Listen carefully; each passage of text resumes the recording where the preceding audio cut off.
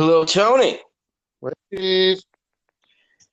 So, Tony, you will just want to make sure your phone's not right in front of your mouth. So you kind of want to hold it kind of away from your ear, but like you hold a normal house phone.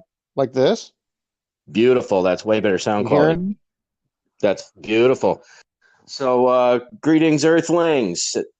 Another episode of And Another Thing with Dave Smith here with good friend Tony Schultz. And we just kind of want to deconstruct the economy a little bit. Okay. Loose knit conversation. That's we'll start there, and who knows where we go. All right. Let's do this.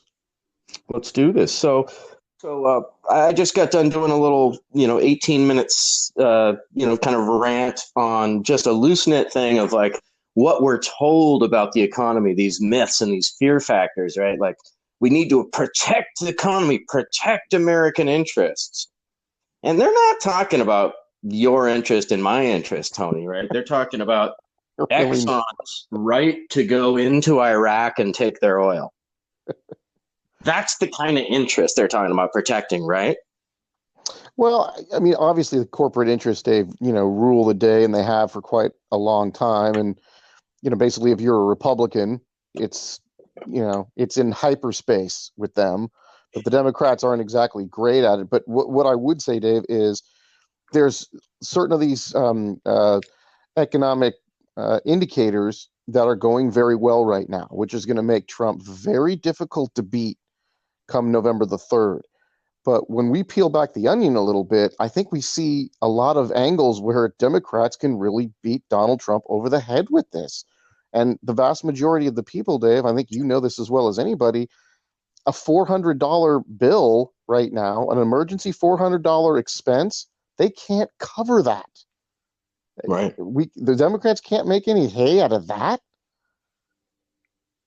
But that's what I don't understand, Tony, is what is and I think I'm coining a Dick Cheney phrase here. We're taking the gloves off, right? Why can't the frickin' Democrats take the gloves off for once and just hit them with everything? I'm not saying to, go Watergate on them, but use the facts and just annihilate them with their own facts. Well, Dave, here is a party, a bunch of senators now, and a lot of the Congress people too, but the senators that wouldn't vote against him in the impeachment trial, the removal phase of the impeachment trial, Dave, they are not moved, Dave, by witnesses corroborating testimony and evidence. That doesn't move them. And then they're complaining about, well, the Democrats haven't proved their case. Well, there's a whole bunch of more witnesses and apparently documentation out there that's available that saying Trump is guilty in this whole Ukraine scandal.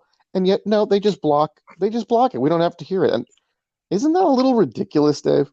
You're having a Well, trial with no witnesses and no documents. Like, we don't need that now in a trial? That's a Well, little now we're ridiculous. getting sidetracked onto the Trump thing. But if you want to go there, I think the reason they don't want to touch Ukraine is because Biden's guilty as hell. If you go to Yeah, Ukraine, the Ukrainian officials have been saying time and time again, there's nothing illegal about what he's doing. If you want to, make it about nepotism, Dave, I'm all for it. But that's what I'm talking about. There's no illegality there, but it's nepotism and it's the emoluments clause and get him, Dave. I mean, for us anti-Trump people, and we're anti-Trump for a reason. It's not just because I we want to don't like I want him. to clarify because people might hear this and think, oh well, they're just Trump haters. No, I'm not anti-Trump. I'm not anti anybody. I I'm look at the anti his I look policies. at the policies, and I think you do too. And I don't dig his policies. Um, and like you were saying, about the economy. Well, George Bush got elected to a second term, right? Right. Because it I hadn't fallen apart. The wheels hadn't come off yet.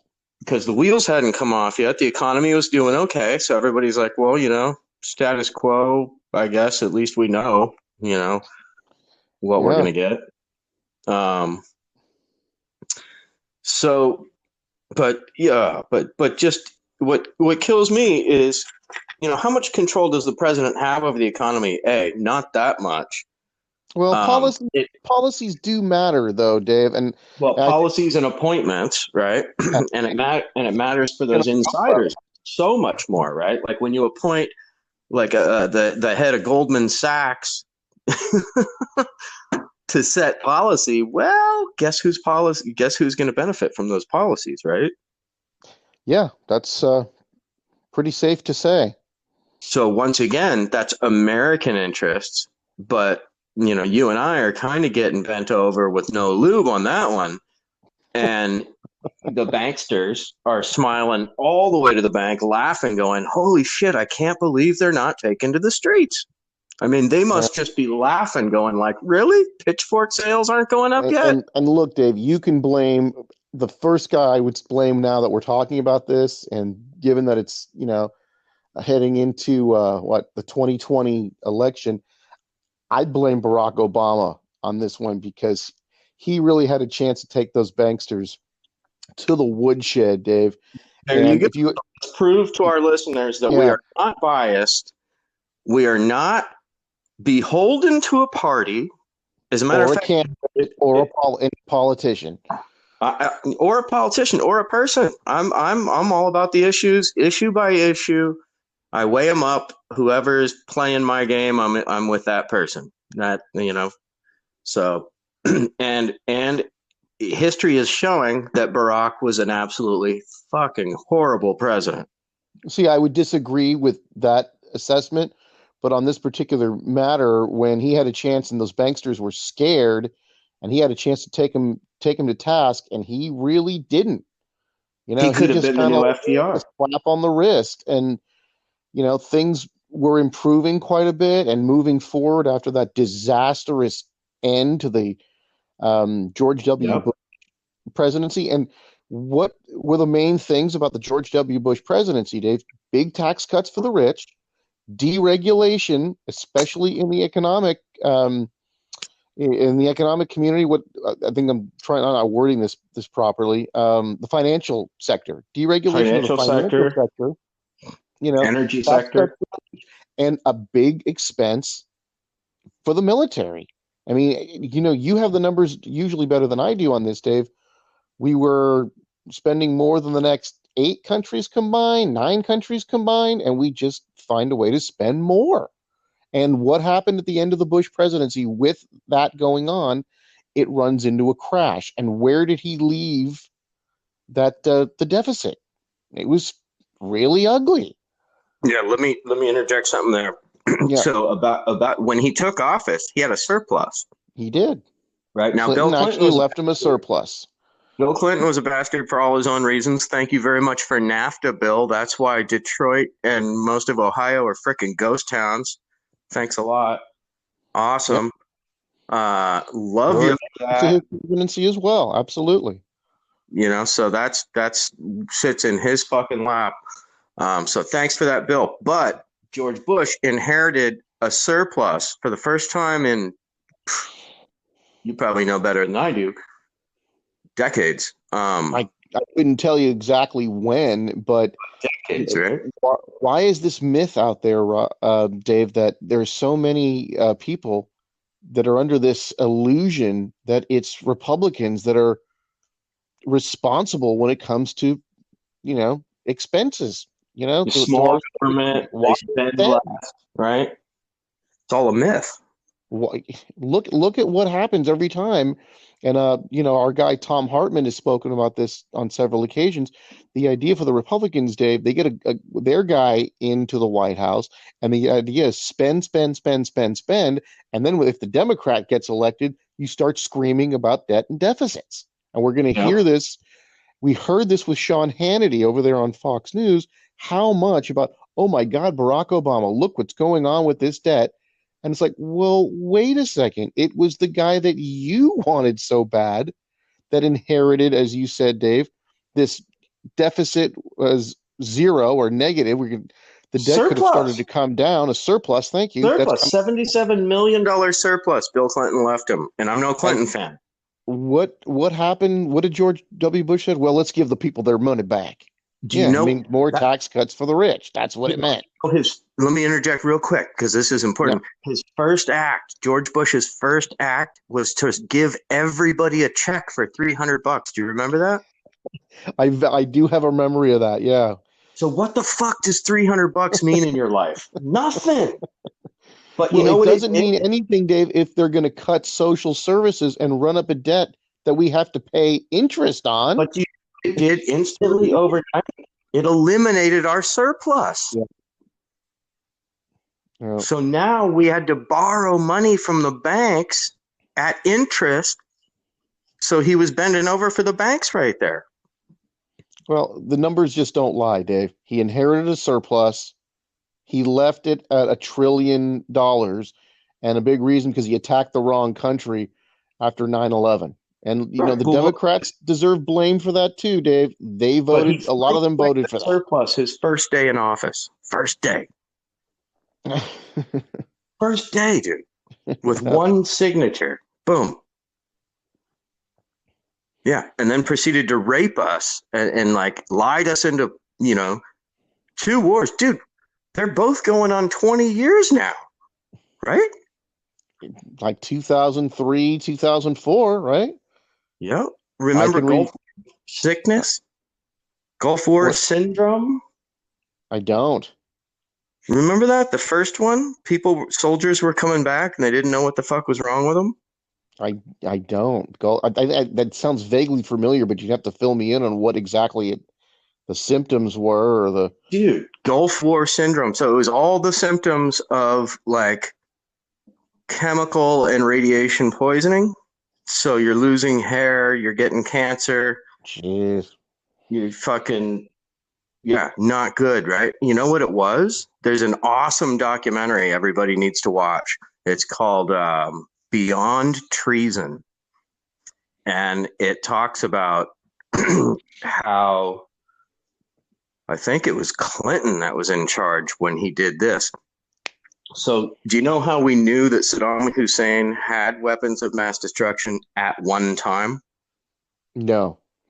We sold them to him. Oh. We had the receipts. Oh, So that's we right. absolutely, He was the enemy of our enemy. That's right. so we absolutely knew that he had them at one time. We didn't know if he still had them, but it was so that's how they were able to make that argument, right? Is that at one time everybody knew he had them, Mm-hmm. but then we sold them to him. So did other countries, but we did too. And to use them against Iran. And at the same time, the CIA was funneling weapons to Iran to fight Iraq in the Iran Contra scandal. So, Yikes. yeah, so we're funding both sides of that fucking war, but we gave Iraq chemical fucking weapons. In this documentary, dude, they show a soldier's head cam. He goes into a little bunker and there's floor to ceiling chemical and biological weapons made by the United States, the United Kingdom, Russia, and there was one other Israel. Well, who says we don't manufacture anything anymore? Apparently they're busy over at Maryland where they make anthrax.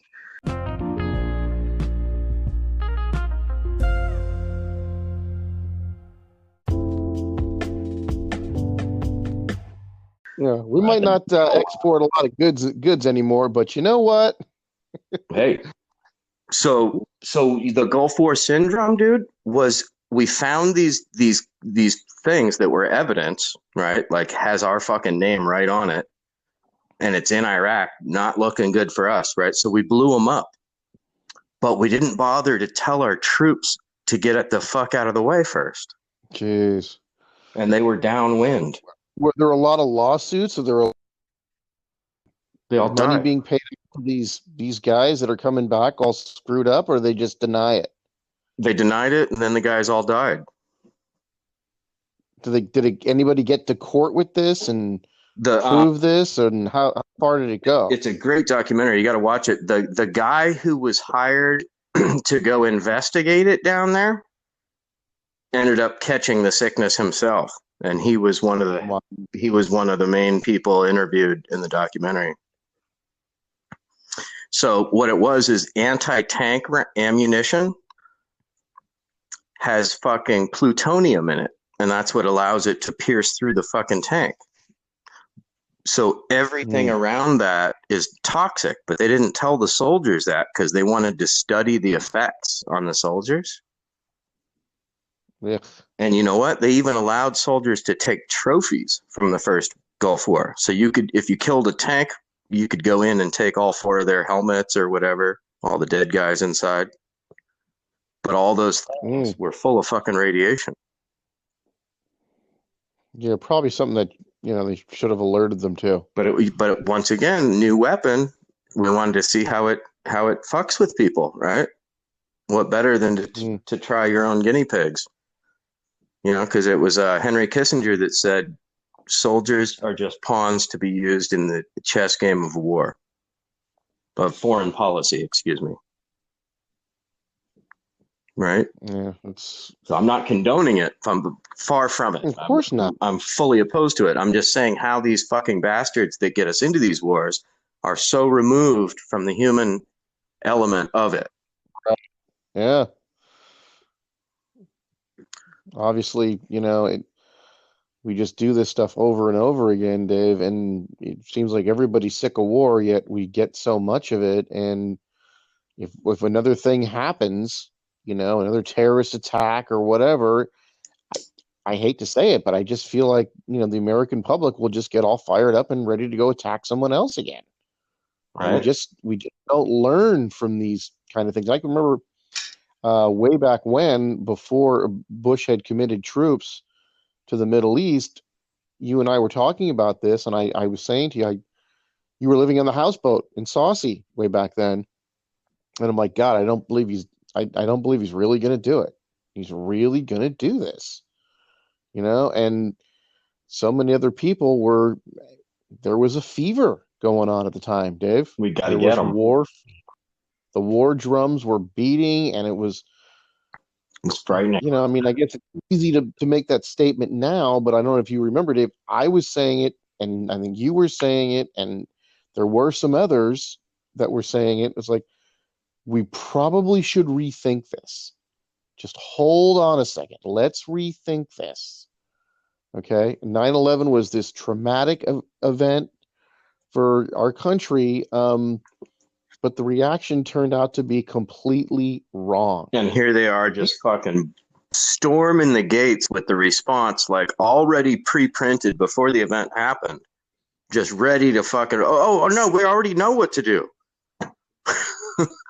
Right? I mean, it's just a shame, but again, and why are we in that? This is the funny thing about that, Dave, is Trump says that, Laura Ingraham says that, Tucker Carlson says that, and so these prominent people on the right are saying it, and we're still there. Yeah, well, let me tell you why we're there. Oh my God! So, well, let's break it down for everybody. So, oh my God, I did an investigative paper on this, and I got an A+. And it's all about oil pipelines. It's all about oil pipelines. Unbelievable.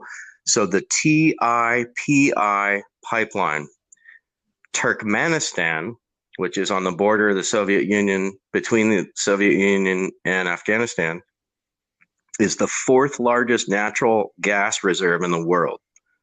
Right? So the Soviet Union wants it, and we want it. And well, Soviet Union's on one side, Afghanistan's on the other side. So guess what? We're in Afghanistan. Now enter the pipeline. The head of Unocal Oil, Ahmed Karzai, came up with the idea for the pipeline. Yeah, that name sounds familiar. Isn't he head of one of those countries? We appointed him the head of Afghanistan. Funny you should mention that. Yeah. Coincidence. Just a coincidence. Isn't that a coincidence? Right. So then every village that you've ever heard about, the Kandahar province, the this, the that, the this, those are all villages along the route of the pipeline where the quote unquote rebel or insurgent force is basically telling our oil company, get the fuck out of our country. Hmm. but we're putting our pipeline through there, so our soldiers have to protect it. Um, so that's the root of it, right? Then enter the CIA, and opium, and dark money. Well, the leading producer of heroin used to be Laos, Cambodia, and Thailand. The Golden Triangle. Thank you. Exactly. And it's now public record that the fucking CIA, was operating in Laos and Cambodia during, you know, so we created Pol Pot and all this shit, but we were getting tons of fucking opium out of there. And they were filling their coffers so they could fund other dark operations without having to ask Congress for money, right? So now they're doing that in Afghanistan. Now Afghanistan is the leading producer of heroin in the world, only since our military has been there. That's the clincher. Since our military arrived in Afghanistan, it became the leading producer. And how ridiculous is this, where we're spending all this money, all of our tax, so much of our tax money in this, and yet as Americans, we still have to pay all those high prices for OxyContin. This is bullshit. How come we don't get free heroin? How come we're not How getting come it's so expensive? and free oil, Tony? Like that. Well, oh my God, I hit on that in my last little podcast, but I was like, we're such sheep. They don't even have to bribe us that way, Tony. We pay so much for fucking gas. You'd think we'd be getting it for $1 a gallon, but no. You would think. Streets. But I got to tell you, Dave, that there's, I'm kind of glad it's not $1 a gallon, really. Yeah. But that's kind of another story. But I hear what you're saying. It's like we spend all this tax money, and what do we really get out of it? Yeah. But I would rather the whole thing, be different. And this is why policy matters, Dave, because we have a president in the White House right now that just openly goes right along with this party, even though the rest of the world doesn't go along with this. They believe in the science. We've got a president that says it's a Chinese hoax. That I will tell you. Well, I will tell you why he's getting greased up by. Look at who he's surrounded by. This is the cabinet with the most billionaires ever in history. Yeah, and to think that they have our best interests in mind is ridiculous. Your mind, if you think that. It's. Do you really think the king worried about the peasants? Do you really? Not until they were at his door. Yeah. Not until they were storming the gates. Yeah. Not until he heard them knocking. Exactly.